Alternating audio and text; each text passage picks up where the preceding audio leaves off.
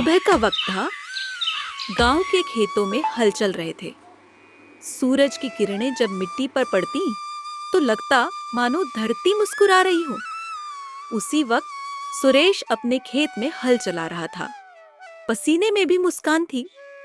वहीं घर के आंगन में रामेश्वर अपनी बीवी सीमा के साथ बैठा चाय पी रहा था। अजी सुनिए, देखिए ना, सुरेश कितना भोला है। सुबह सुबह खेत में लग जाता है और हमसे कहता है कि सब मिलकर मेहनत करें। हम तो कहते हैं, जब सब कुछ बांट कर है तो मेहनत भी बांटनी चाहिए ना। अरे सीमा, वो तो बचपन से ही ऐसा है, साफ दिल वाला, लेकिन अकल थोड़ी कम है। हमें बस सही वक्त का इंतजार करना होगा। सही वक्त मतलब?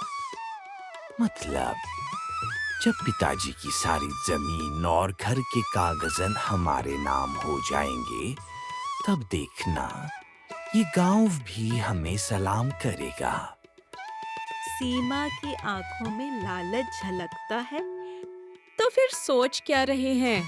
छोटे भाई को प्यार और मिठास में रखिए, धीरे धीरे सब हमारे नाम हो जाएगा। दोनों एक दूसरे को देखकर मुस्कुराते हैं।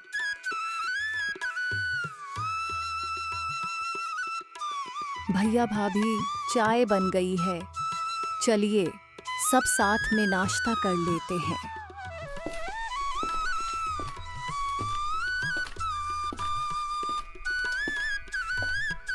अरे वाह गीता, तुम तो बहुत प्यारी हो।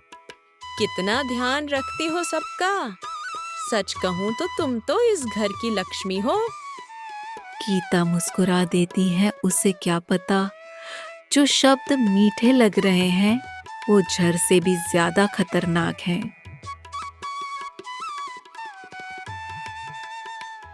भैया, आज सोच रहा था कि खेत में नई फसल बो दूं। आप बताइए, कौन सा बीज अच्छा रहेगा? अरे सुरेश, तुम तो अपने मन से करो। वैसे हमारे गांव के चौधरी से कुछ कागजी काम करवाने हैं। तुम जरा शाम को मेरे साथ चलना। ठीक है भैया, मैं चलूंगा।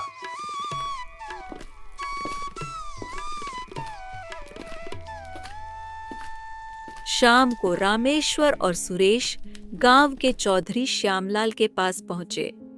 रामेश्वर के हाथ में एक फाइल थी, जमीन के कागजों की। कहो रामेश्वर, आज क्या काम है? बस चौधरी जी, पिताजी की पुरानी जमीन के कुछ कागज अपडेट करवाने हैं, ताकि सब परिवार के नाम ठीक ठीक दर्ज हो जाए। अच्छा किया बेटा। कौन कौन के नाम करना है? बस हम दोनों भाइयों के नाम हैं चौधरी जी। आप फॉर्म पर हमारे नाम के सामने हस्ताक्षर ले लीजिए।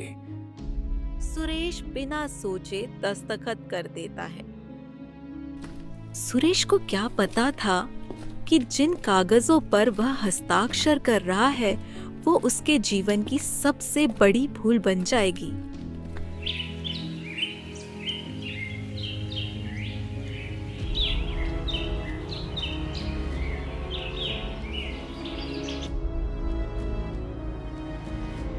सुनो जी, आज बहुत थक गए हो।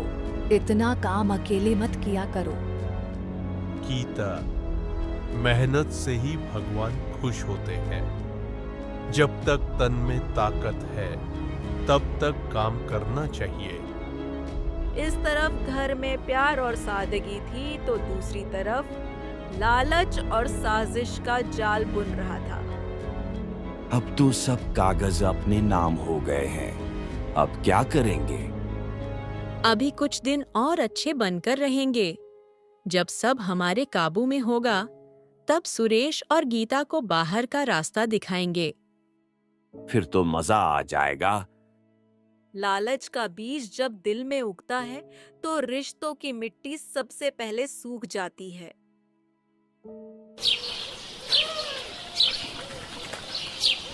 गांव में उस दिन एक बड़ा त्योहार था।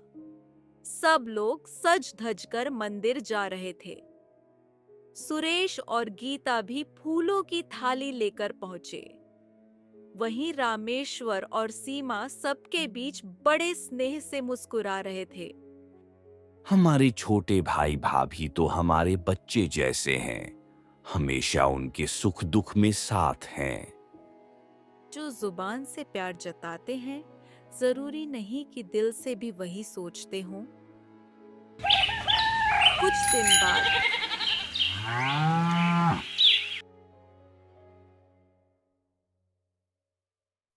सुरेश, अब घर का बंटवारा जरूरी है।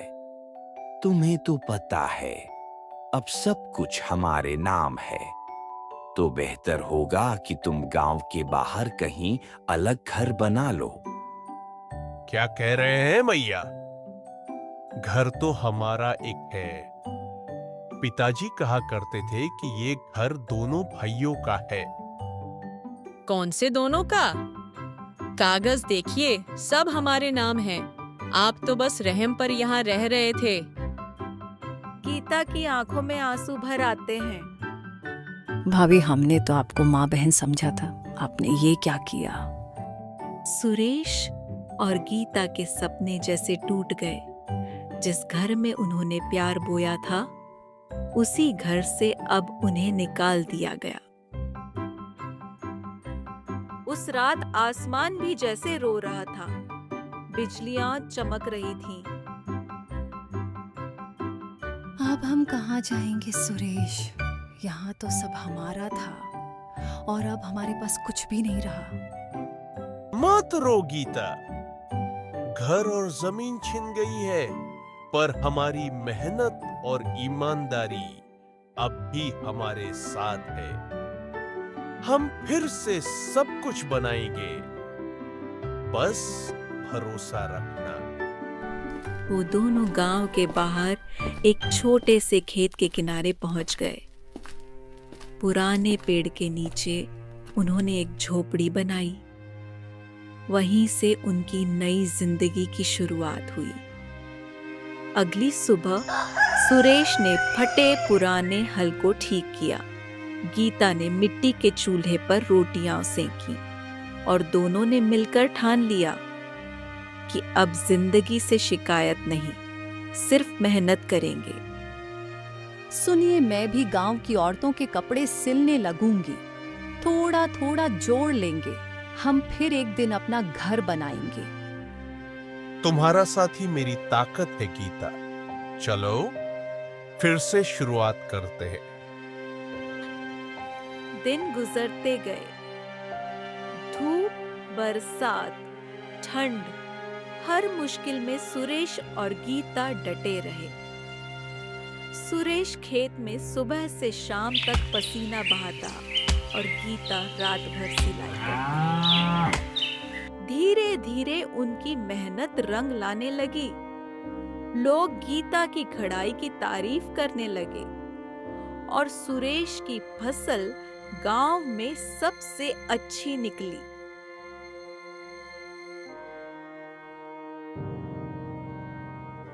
अरे देखा, सुरेश का खेत इस बार कितना अच्छा हुआ है। इतना मेहनती आदमी मैंने नहीं देखा। और उसकी पत्नी गीता, वो तो और भी लाजवाब है। सबकी मदद करती है, फिर भी चेहरा हमेशा मुस्कुराता रहता है। धीरे धीरे गांव में सुरेश और गीता की इज्जत बढ़ने लगी। जो कभी बेघर थे, अब सबके दिलों में घर बना चुके थे। वहीं दूसरी तरफ लालच की आग अब अपने घर को जलाने लगी थी। रामेश्वर और सीमा के बीच अब हर दिन झगड़े होने लगे थे। सारी जमीन तो हमारे नाम है, फिर भी घर में पैसा क्यों नहीं है? तुम बस बैठकर दूसरों की बुराई करते रहते हो। तुम्हारे कहने पर ही तो ये सब किया। अब खुद ही पूछ रही हो कि पैसा कहाँ गया। लालच से मिली हुई चीज कभी स्थायी नहीं होती। जिस घर में धोखा होता है, वहां सुख टिकता नहीं। गांव में इस बार मेला लगा था। सुरेश और गीता ने भी छोटी सी दुकान लगाई। जहां गीता की बनाई हुई कढ़ाईदार चादरें बिक रही थीं, लोग उनकी तारीफ करते नहीं थक रहे थे। वहीं पास ही रामेश्वर खाली जेब लेकर घूम रहा था। किसी ने भी उसकी ओर ध्यान नहीं दिया। आज ये सब लोग उसे इज्जत दे रहे हैं जो कभी मेरे घर से निकला था। किस्मत भी अजीब खेल खेलती है। रामेश्वर के चेहरे पर पछतावे की लकीरें उभर आईं, पर अभी भी उसका दिल पूरी तरह नहीं बदला था। वो सोच रहा था, शायद मौका मिले तो फिर सब कुछ वापस पा ले। कुछ महीनों बाद गांव में जमीन के एक नए विवाद पर पंचायत बुलाई गई। मुखिया श्यामलाल भी मौजूद थे। वहीं पर किसी ने पुरानी जमीन के कागजों की बात छेड़ दी। रामेश्वर, तुम्हारे नाम की जमीन के कागज जब बने थे तब तुम्हारा भाई भी साथ था ना? जी हाँ, था, पर उसने अपनी मर्जी से हस्ताक्षर किए थे। मर्जी से या धोखे से? श्यामलाल ने कुछ पुराने दस्तावेज दिखाए जिनमें साफ लिखा था कि उस दिन सुरेश को असली कागजों की सच्चाई नहीं बताई गई थी। सच्चाई धीरे धीरे सबके सामने आने लगी। मैंने तो हमेशा अपने भैया पर भरोसा किया था। कभी नहीं सोचा था कि वो मुझे धोखा देंगे। पर अगर अब न्याय होना है तो मैं कुछ नहीं कहूंगा, सब पंचायत पर छोड़ता हूं।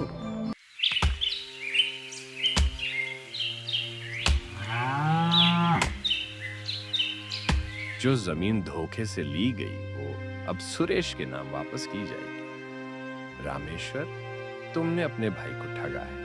अब वक्त है पश्चाताप करने का। जिसने ईमानदारी छोड़ी थी वो सब कुछ हार गया, और जिसने मेहनत और सच्चाई नहीं छोड़ी वो जीत गया।